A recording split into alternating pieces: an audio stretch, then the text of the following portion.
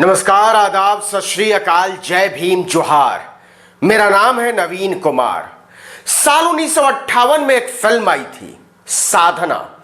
उस फिल्म के लिए साहिर लुधियानवी ने एक गीत लिखा था, लता मंगेशकर ने गाया था और धुन बनाई थी दत्ता नायक ने।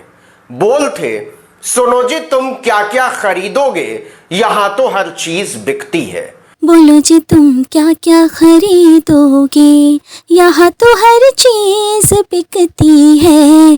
आपने गाना सुना होगा, लेकिन इसके आगे की लाइनों में बाजार में खड़े प्यार और प्यार को खरीद लेने वाले बाजार के बीच साहिर ने जो बारीक साम्य गढ़ा था, कमाल का था। वो लाइनें थीं, तड़पती शोखियां दे दूं, मचलता बाकपन दे दूं, अगर तुम एक कली मांगो तो मैं सारा चमन दे दूं। ये मस्ती के घेरे, ये महके अंधेरे, ये रंगीन डेरे, कहो जी तुम क्या क्या खरीदोगे। बोलो जी तुम क्या क्या खरीदोगे, यहाँ तो हर चीज बिकती है। साहिर ने तो प्यार के लिए यह गाना लिखा था। उन्होंने सोचा नहीं था कि 62 बरस बाद एक सरकार इसे इतनी गंभीरता से ले लेगी, सब कुछ बेच देने पर आमादा हो जाएगी, यहां तक कि देश को ही। तो बताइए जनाब, क्या क्या खरीदेंगे? देश का गुमान खरीदेंगे या मुल्क का अरमान खरीदेंगे? जमीन खरीदोगे या आसमान खरीदोगे? तेल वाली कंपनी खरीदेंगे या रेल वाली कंपनी खरीदेंगे? सेल वाली कंपनी खरीदेंगे या खेल वाली कंपनी खरीदेंगे? इस्पात की कंपनी खरीदोगे या जहाज की कंपनी खरीदोगे? लूट लो, लूट लो, लूट लो, रस्ते का माल सस्ते में। भारत की शान ऐसे दो कौड़ियों में कभी नहीं मिलेगी, कहीं नहीं मिलेगी। और हां, एडवांस में मोदी जी को थैंक यू बोलना मत भूलिएगा, देश को नीलामी की मंडी में तब्दील करने के लिए। तो जनाब लगाइए बोली, इससे सस्ता कभी नहीं मिलेगा। आप कल्पना नहीं कर सकते कि क्या क्या बिकने जा रहा है। पहले तो सरकार ने सिर्फ यह कहा था कि हां, हम अपनी कुछ कंपनियों को बेचने जा रहे हैं, लेकिन अब एक आरटीआई के जवाब में उसने पहली बार यह बताया है कि कितनी कंपनियों को बेचने जा रहे हैं और कौन कौन सी कंपनियों को बेचने जा रहे हैं। आपका दिल बैठ जाएगा। आईटीडीसी के जिन होटलों पर नाज था देश को, वो बिकने जा रहा है। शिपिंग कॉरपोरेशन ऑफ इंडिया भी बिकाऊ है इस सरकार के लिए।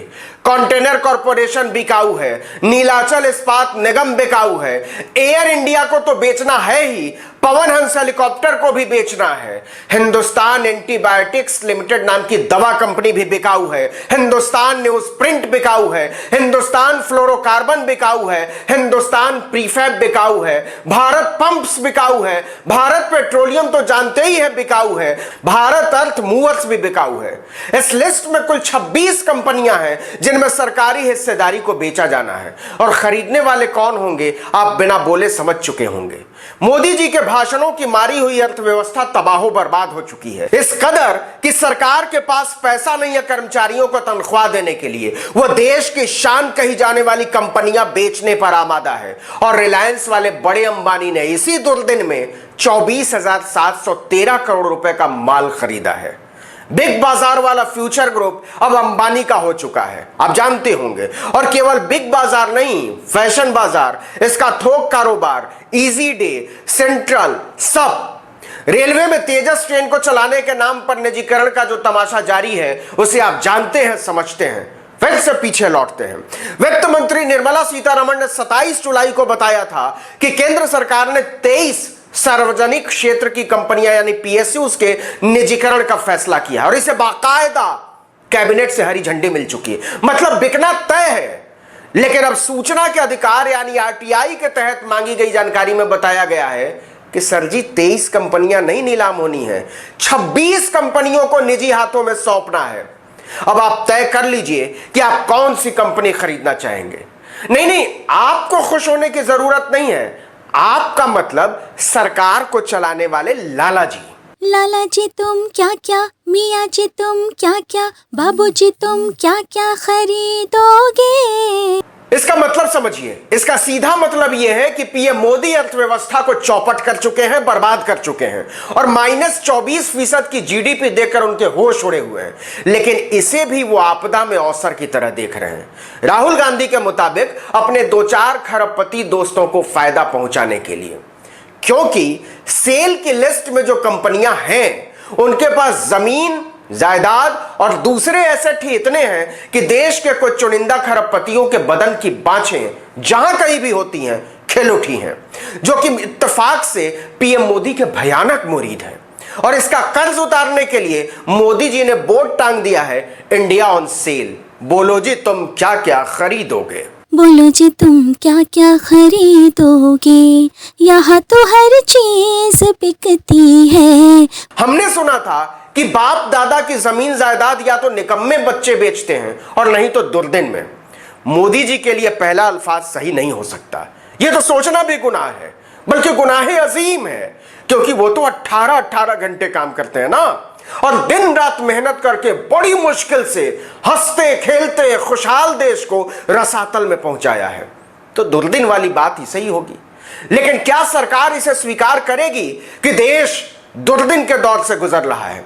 सवाल कुछ कंपनियों के बिकने का नहीं है, सवाल है कि आप इसे पॉलिसी मैटर के तहत नहीं, बहुत मजबूरी में बेच रहे हैं। और आपने जानबूझकर बेचने का ऐसा समय चुना है जब रियल एस्टेट और कारोबार मिट्टी में मिल चुका है। सरकार कहती है कि इन कंपनियों के बिकने से पैसा आएगा, लेकिन जो कोलैटरल डैमेज होगा, सामूहिक नुकसान, उसका आप अंदाजा नहीं लगा सकते।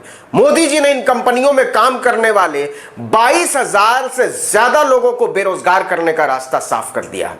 और किसके लिए किया है? गरीबों के लिए नहीं, किसानों के लिए भी नहीं, मजदूरों के लिए भी नहीं, नौजवानों के लिए भी नहीं, निजी कंपनियों, धन्ना सेठों और खरबपतियों को और बड़ा अमीर बनाने के लिए।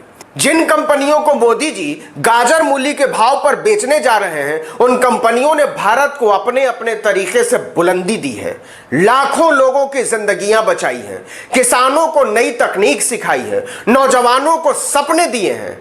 आप चाहें तो इसके लिए नेहरू जी को, इंदिरा गांधी को, लाल बहादुर शास्त्री को, यहां तक कि मोरारजी राजीव को बुरा भला बोल सकते हैं, क्योंकि ना इन लोगों ने यह कंपनियां खड़ी की होती, ना उनमें उत्पादन होता, ना उनसे इतनी उम्मीदें जुड़ी होती, ना उन्हें चलाना पड़ता, और ना आज मोदी जी को उन्हें बेचना पड़ता। इसलिए भारत की 26 कंपनियों को नीलामी के बाजार में खड़ा करने के लिए मैं नेहरू जी की निंदा करता हूं, बल्कि कड़ी निंदा करता हूं। इस वीडियो में इतना ही, लेकिन अगर आपने अब तक आर्टिकल 19 इंडिया को सब्सक्राइब नहीं किया है तो नीचे जाकर फौरन कर लीजिए। बेल आइकॉन आएगा, घंटी जैसी आकृति, उसको दबाइएगा, लाइक जरूर कीजिए, कमेंट कीजिए, बताइए कि हमारे प्रोग्राम आपको कैसे लग रहे हैं, और अपने दोस्तों, परिचितों, रिश्तेदारों, व्हाट्सएप पर, फेसबुक पर, इंस्टाग्राम पर हमारे वीडियोस को साझा कीजिए। नमस्कार।